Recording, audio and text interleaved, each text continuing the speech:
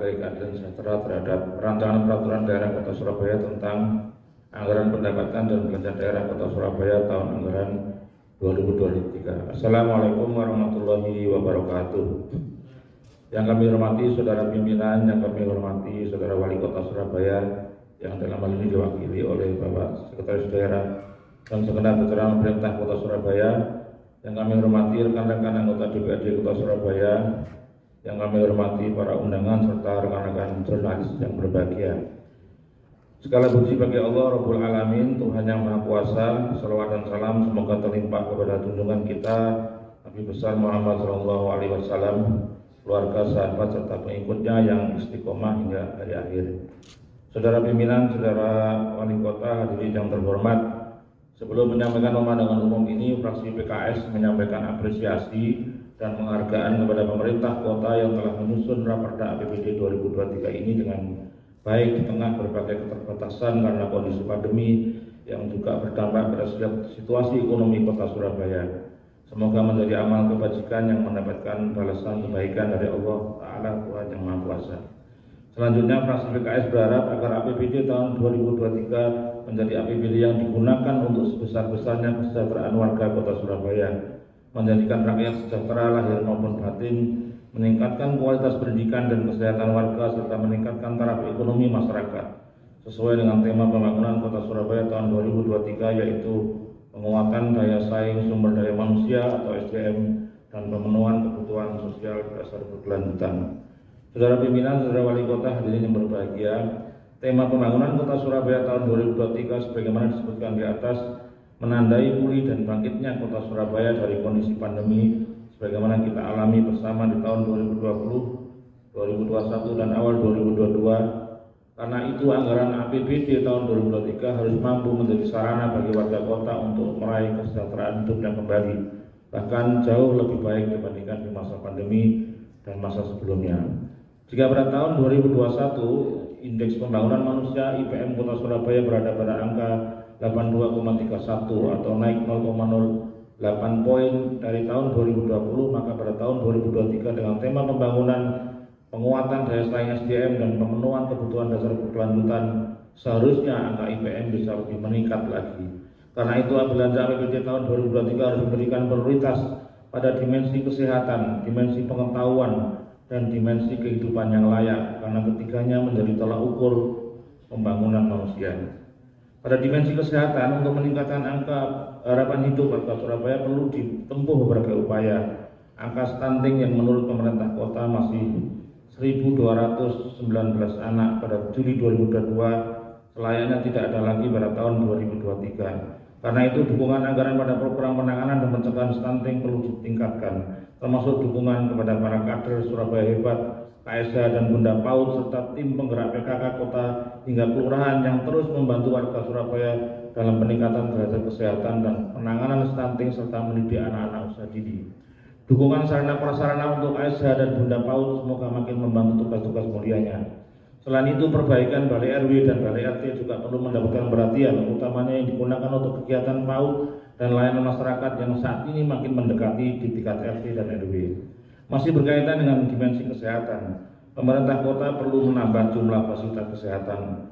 Berdasarkan peraturan Menteri Hukum dan HAM, dengan jumlah penduduk 2,8 juta jiwa, jumlah puskesmas Surabaya seharusnya di angka 180 puskesmas. Faktanya hari ini baru ada 63 puskesmas. Demikian pula dengan keberadaan rumah sakit milik pemerintah Kota Surabaya yang belum merata di wilayah Kota Surabaya.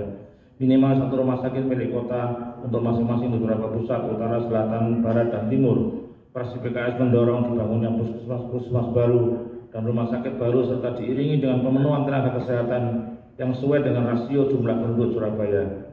Rencana pembangunan rumah sakit di Gunung Anyar misalnya perlu didukung dan diwujudkan. Pada dimensi pengetahuan, angka rata-rata sekolah dan angka harapan lama sekolah menjadi indikator pembangunan manusia. Karena itu dukungan anggaran kepada para pendidik mulai dari Bunda PAUD hingga tenaga pendidik baik ASN maupun tenaga honorer harus terus ditingkatkan. Di samping itu perlu upaya pencegahan agar tidak terjadi putus sekolah. Angka bantuan sosial berupa bantuan pendidikan untuk pelajar SMA SMK dari keluarga MBR agar dilanjutkan dan dipastikan ketersediaannya jumlah serta pencairannya sesuai jumlah keluarga MBR berusia SMA SMK. Dengan kekuatan APBD yang besar ini, kami berharap tidak ada lagi warga Kota Surabaya yang terkendala biaya saat menempuh pendidikan di jenjang SMA, SMK. Selain itu, perlu adanya pemerataan jumlah SMP negeri di Kota Surabaya. Masih banyak kawasan di Kota Surabaya yang jauh dari SMP negeri, sehingga warganya tidak dapat bersaing dalam PPDB zonasi. Sementara itu, di lokasi lain terdapat beberapa SMP negeri dengan jarak yang berdekatan, sehingga warga sekitar memiliki kesempatan lebih besar dalam PPDB zonasi karena banyak SMP negeri di kawasan tersebut. Berikutnya dalam dimensi kehidupan yang layak, didasarkan pada pengeluaran per kapita dan daya beli masyarakat berkaitan erat dengan upaya pengentasan kemiskinan.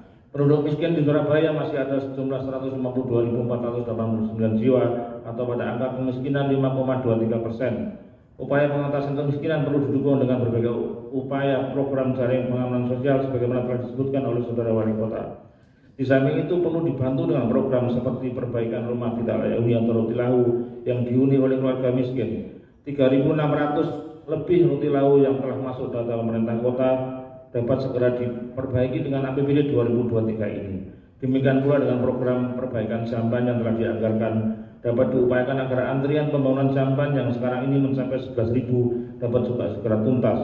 Selain itu, persoalan perumahan bagi warga Kota Surabaya juga perlu diselesaikan, antara lain dengan penambahan rusunawa, mengingat antrian flat yang sudah mencapai 12.000 lebih.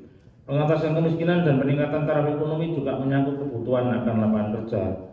Tingkat pengangguran terbuka atau TPT Kota Surabaya yang masih berada pada angka 9,68% membutuhkan perhatian dan dukungan anggaran yang besar. Karena itu perlu berbagai langkah inovasi, misalnya dana kelurahan. Sekali lagi, dana kelurahan dapat juga digunakan untuk paket pemberdayaan ekonomi warga. Dan ini berkali-kali kita suarakan dan kita suarakan di berbagai forumnya. Paket pemberdayaan yang kami maksud adalah anggaran yang tersedia bukan hanya untuk pelatihan, namun juga bisa berupa sarana untuk bekerja menerapkan hasil pelatihan tersebut, seperti mesin jahit, komuter, alat sablon, kompresor, dan lain-lain. Cara inilah yang akan membantu pengentasan kemiskinan dan penurunan angka pengangguran di kelurahan-kelurahan. Dengan program-program peningkatan taraf ekonomi sampai di atas diharapkan indeks Gini atau Gini rasio yang mengukur kesenjangan pendapatan antara penduduk bisa semakin turun mendekati 0%. Saat ini indeks Gini Surabaya pada angka 0,351, naik sedikit dari 2021 yang berada di angka 0,34. Karena itu masih diperlukan pemerataan pendapatan melalui program-program padat karya, pemberdayaan UMKM yang memanfaatkan aset-aset Pemkot sebagaimana telah disebutkan oleh Saudara Wali Kota. Harapan kami daya jangkau program ini semakin luas dan merata.